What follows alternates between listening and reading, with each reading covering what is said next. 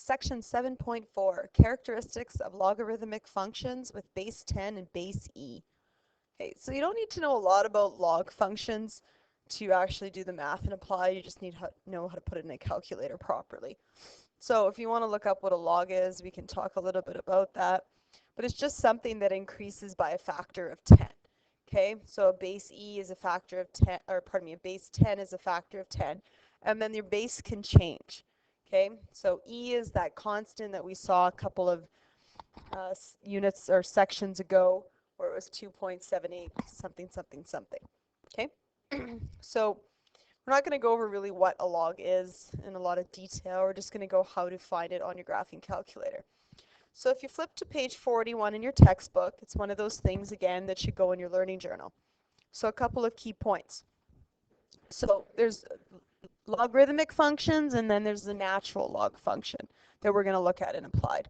Okay, so the logarithmic function has the form f of x, or y equals a log subscript b x, where b is greater than 0, but it can't equal 1, and a can't equal 0, and a and b are real numbers. So they can't be irrational, like something like pi, for example.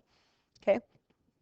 All logarithmic functions in the form f of x, a log x, and f of x, a ln, which is the natural log, okay, it's little l, n, x, have these characteristics.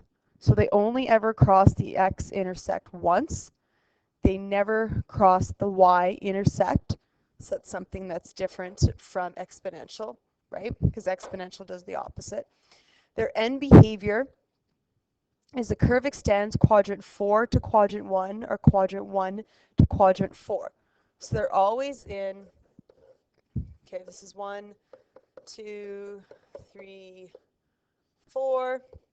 It extends from quadrant 4 to quadrant 1, or it extends from quadrant 1 to quadrant 4. So it's always going to be in this area of the graph. So it's never going to have negative x value. Okay? Domain x's and y are real numbers, like it said previously. All logarithmic functions in the form f of x, a log x, and f of x, a natural log x, have these unique characteristics. If a is greater than 0, the function increases, and if a is less than 0, the function decreases.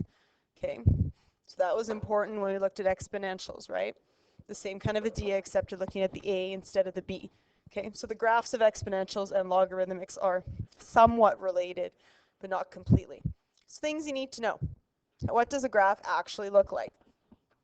So the graph of a logarithmic function, or a log function for short, of f of x, a log x, or f of x, a natural log x, will look like one of the following cases. Okay? So there's only ever two cases, and it's in quadrant 1 and quadrant 4. Okay? So if a is greater than 0, you have an increasing function. So it looks like it starts in quadrant 4, pardon me, and it goes on into quadrant 1. So it's increasing, right? If it's decreasing, it looks like it starts quadrant 1, and then it goes down to quadrant 4. Okay? So it never touches the y-axis, which is opposite of exponential. Okay? So it never ever crosses here. So it's never in here, and it's never in here. Okay? So that's one way to tell if you're given a data to graph and you have to choose if it's exponential or logarithmic. You know by the behavior of the graph. So it's something you should write, and it's something you should have on your cheat sheet when you go to the final exam, or study sheet, pardon me.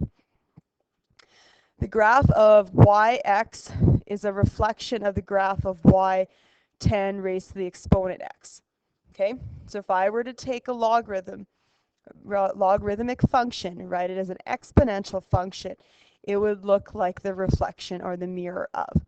Okay, so the log x only goes to, or pardon me, only is in quadrant 1 and 4, and the reflection of that is the exponential graph, which would be in quadrant 2 to quadrant 1, and would never cross the x-axis. Okay, so the same thing of the reflection. So if I were to reflect a natural log of x and write it as an exponential, with e raised to the power of x, it would be a reflection of again. Okay, so the logarithmic graph would never cross the y-axis, right? While the exponential graph would never cross the x-axis. Okay, so both of these graphs have asymptotes, meaning that they'll go really, really close to an axis, but they'll never actually cross it. Okay, so that's what an asymptote is. And they can be written in either form, but they are a reflection of each other. Okay, so if you look at this, if log is written without a number at the bottom, if it's just log, then we assume it's log to the base 10. So writing y equals log of x is the same thing as writing y equals 10 to the power of x. So log x is equivalent to 10 raised to the power of x because it grows in increments of 10 times as much, right?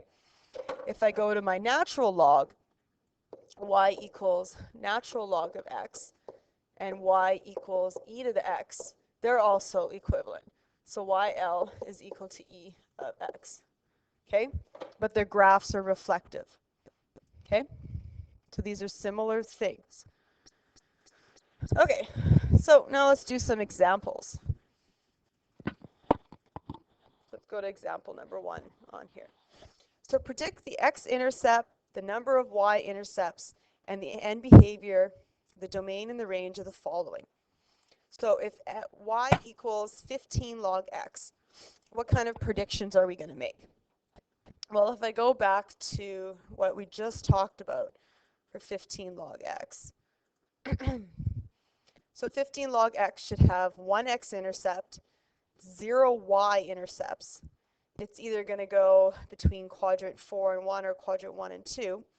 So 15 is obviously way greater than 0, so it's going to be increasing function. If it's an increasing function, it goes from 4 into 1. And the domain and range are just the real numbers, right? So if I look at the example here, right? So I look at SID solution, 1 x-intercept, no y, range and domain are both real numbers, and the curve extends from quadrant 4 into quadrant 1, right? Because it's an increasing graph. If you don't know or you forgot to write the rules, there's nothing saying you can't go and plug this into the graphing calculator and look at what it gives you. Okay? So the next example. Go to example 2. It says predict the x-intercept, number of y-intercepts, and end behavior, the domain and the range of the following function. Okay? So since our a value is -4, we know that it's a decreasing function, right?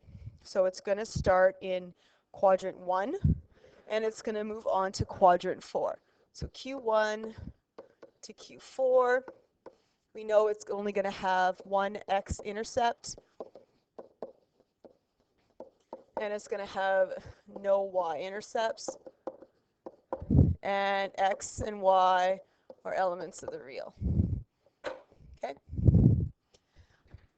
So use the equation of the function to make predictions, verify using technology.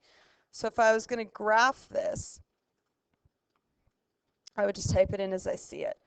Okay, so I'd go to the graph, I'd clear whatever I had, and I would go and write -4, and then I would go and look for ln, which is right here, and the other part of ln was what? Was it x just that one? Yeah, ln of x, and bracket, and I can graph. Well, wait, first of all, I'm going to hit graph, but then I'm going to shut off my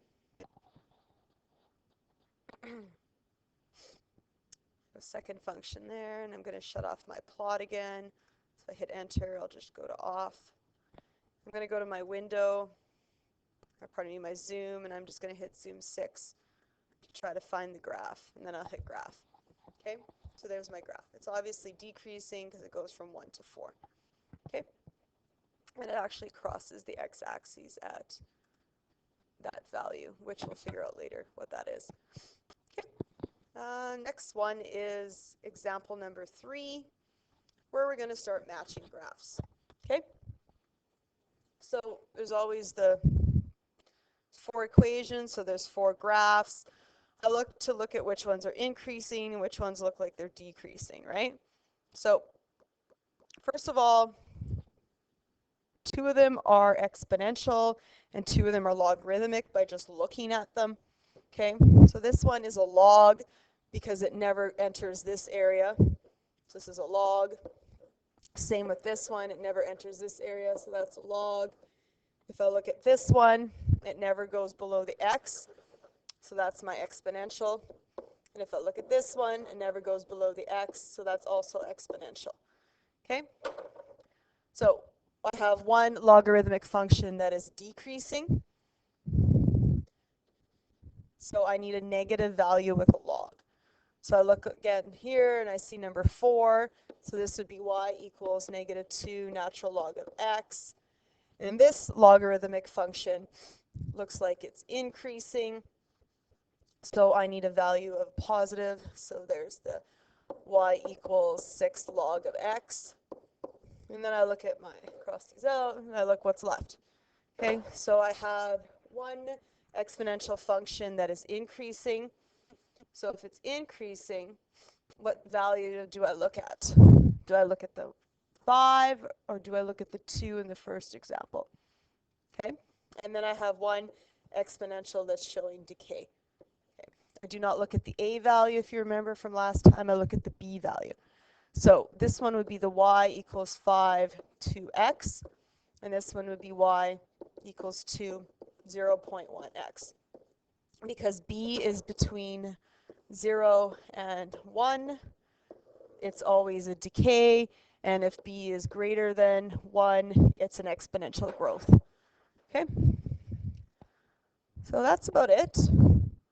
Okay, so we talked about that. So your assignment is page 482, number 1, 5, 9, 10, and 12. Good luck.